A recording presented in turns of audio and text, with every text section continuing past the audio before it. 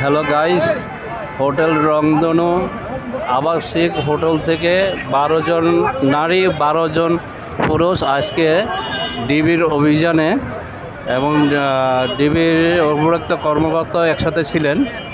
যে অভিযানে 10 থেকে 12 জন মেয়ে এবং 12 জন ছেলে ডিবির আওতাধীন নেওয়া হয়েছে। তো